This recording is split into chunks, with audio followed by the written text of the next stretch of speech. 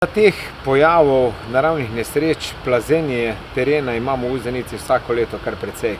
Torej tudi ob zadnjem deževju, ki je pravzaprav trajalo skozi ves mesec, so se zopet sprožili zemeljski plazov. Ta je eden večjih od dveh plazov, ki sta se sprožila.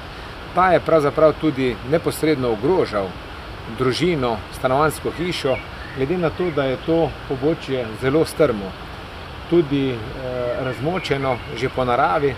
In seveda, ko se sproži zemeljski plaz in zraven potegne tudi vse, kar na tem zemljišču stoji, torej od smrek, ki imajo kubik ali dva, z vsem vejevjem, potem je vsak objekt lahko ogrožen. Tako je bilo k sreči, da je ta plaz pravzaprav se izognil tej stanovanjski hiši, seveda je pa zasul prevozno cesto, ki je sicer tretirana kot gozdna cesta, in takoj, ko je to se zgodilo v ponočnih urah, seveda sem bil tudi sam kot župan obveščen strani prostovoljnih gasilcev iz Vuzenice, ki so zarovali mesto tega plaza, kaj več se ponoči ni dalo storiti, in pa drugo jutro zjutraj ob 7. uri smo že bili tukaj na terenu. Seveda sem sem povabil tudi tiste, ki nekako nadzirajo, vzdržujejo in določajo gozdni red, torej Zavod za gozdove, revirna sta prišla na teren, potem tudi iz Zavoda za gozdove iz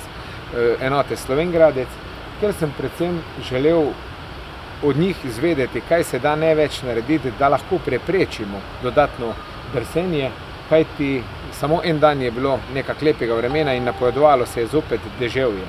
Torej prišli so, nekako smo skupaj dogovorili, da se začasno lahko sanira na hiter način, na tak način, ki smo zdaj sanirali,